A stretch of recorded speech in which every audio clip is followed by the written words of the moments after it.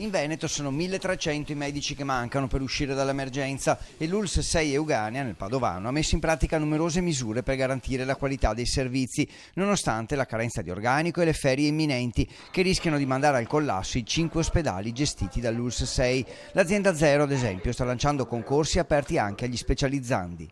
Noi abbiamo, con delle misure organizzative definite anche dalla Regione, per esempio la possibilità di assumere pensionati, che è assolutamente legittima, così come anche quella di ricorrere a contratti libero professionali e, come i concorsi di Azienda Zero stanno dimostrando, la possibilità di partecipare agli specializzandi degli ultimi anni di specialità. Medici in pensione che tornano in servizio a chiamata, medici chiamati a svolgere consulenze di libera professione, convenzioni con le ULSS limitrofe di Bassano, Vicenza e Verona che forniscono pediatri, anestesisti, ginecologi.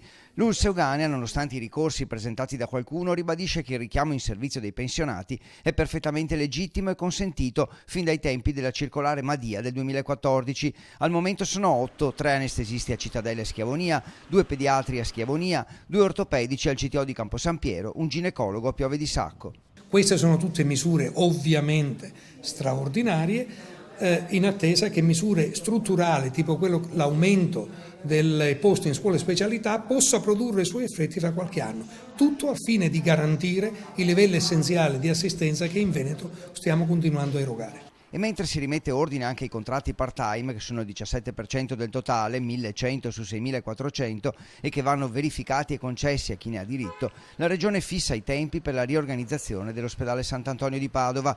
Una scheda ospedaliera transitoria chiede di tracciare le linee guida per il trasferimento all'azienda ospedaliera entro il 28 agosto e poi effettuare tutti i passaggi entro il 31 dicembre 2020, un anno e mezzo che servirà a tutto, una quindicina gli argomenti più spinosi da trasferire, dagli immobili ai bilanci. Il più complesso, non tanto per difficoltà tecniche, è sicuramente quello delle risorse umane, perché una cosa è parlare di muri, una cosa è parlare di dirigenti e di persone.